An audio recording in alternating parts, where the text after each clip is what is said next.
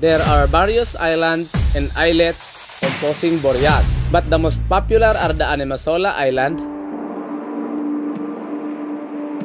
Sombrero Island, Tinalisayan Island, Snake Island, and the Berga Island. Ang Burias Group of Island ay matatagpuan sa hilagang bahagi ng probinsya ng Masbate. Dahil sa taglay na ganda ng mga islang ito, ay hindi katakataka ito ay dinarayo ng mga iba't ibang turista. Para marating ang mga malaparaisong isla ng Burias, ay marami ng paraan. Maaring magmula sa port ng San Andres, Quezon, mayroon ng mga regular na biyahe dito, papuntang San Pascual, Masbate. At ang isa pang option ay magmumula naman sa bayan ng Pasakaw. Sa probinsya yan ng Camarines Sur. For this tour, ang napili nating way is via San Andres. By the way mga ka-adventures, this tour ay nag-book tayo ng joiner sa Pack and Go for only 4,200, which is all in na siya mga ka-adventures. So wala ka nang iisipin sa transpo mo, back and forth, food, entrance fee sa lahat ng island, and tent accommodation. So from Manila to San Andres, Quezon, sumakay kami ng van, which is inabot din siya ng mahigit 7 hours na biyahe. Then from San Andres to Burias ay may nakaabang ng motorboat, which is yun na din ang gagamitin namin for the island hopping. Our first stop is the Snake Island, na inaabot din ng mga mahigit 1 oras na biyahe. Ayon sa mga mangingisda, kaya daw ito tinawag na Snake Island, hindi dahil sa kanyang hugis, kung hindi dahil dati daw ay maraming sea snake na nakatira dito. Dito nga mga idol, talagang na-amaze ako sa linaw ng tubig. Literal na crystal clear water. At napakaganda rin ng rock formation na makikita mo dito. At kung trip mo ang cliff diving pero takot ka sa heights, dito mga ka-adventures, kayang-kaya mo dahil hindi masyadong mataas ang tatalunan mo dito. Dito pa lang sa unang isla ay talaga namang nag-enjoy na kami mga idol. Ang sunod nga namin pinuntahan ay ang Sombrero Island, na kung saan ay dito kami mag-i-stay. From Snake Island to Sombrero Island ay inabot lang ng mga 15 to 20 minutes ang aming biyahe. By the way, ang Burias Island ay nahahati sa 2 bayan, ang bayan ng Claveria at ang San Pascual.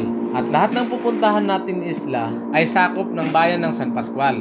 Ang Sombrero Island ay isa sa pinakasikat at pinakamagandang isla sa Burias. Dahil bukod kasi sa kakaibang hugis nito, ay kamangha-mangha din ang mapuputing buhangin at malakristal na linaw ng tubig. Bakit siya tinawag na Sombrero Island? Tinawag sa Sombrero dahil sa forma niya na sombrero. Actually, si Papa nagkamit ng pangalan na ito. Kasi may gusto nagkalit dito. Dahil po dun sa maliit na isla. Para sa sombrero. Kaya na pangalan lang siya ng sombrero. Ang sunod naming pinuntahan ay ang Animasola Island. Ito ang pinakasikat sa lahat dahil sa napakagandang rock formation na mayroon ito. Kung titingnan mo, para siyang pinagpatong-patong na libro, layer by layer na hinulmaan ng alon ng 100,000 taon. At ang isa pa sa kinaaliwan ng mga pumupunta dito ay itong malaking bato na para bagang hugis palaka. Dati sa online ko lang ito napapanood. Mas maganda pala ito sa personal. Para akong nasa ibang planeta.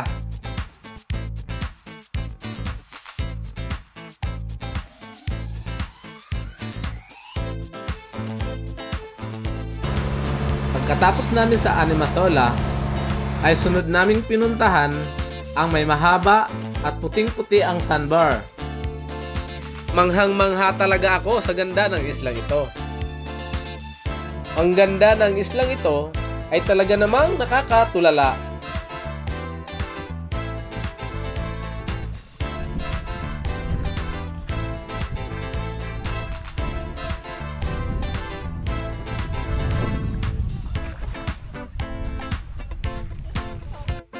Ito ang malaparaisong Tinalisayan Island.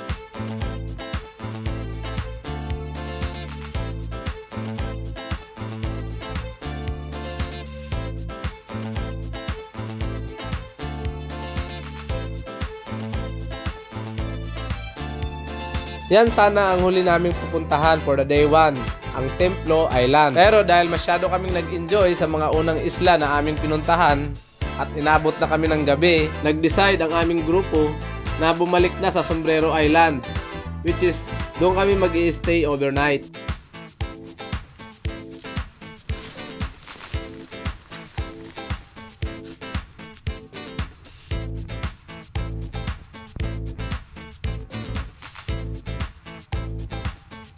So for the day 2 ng aming tour ay sa Verga Island naman kami, also known as Goat Island.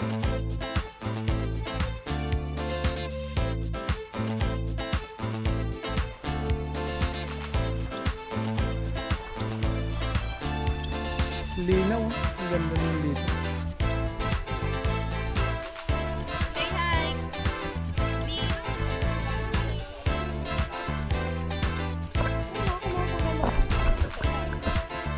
Sulit na sulit dito mga idol. Kaya isa to sa maire-recommend ko sa next travel adventure nyo. Salamat sa panonood and God bless.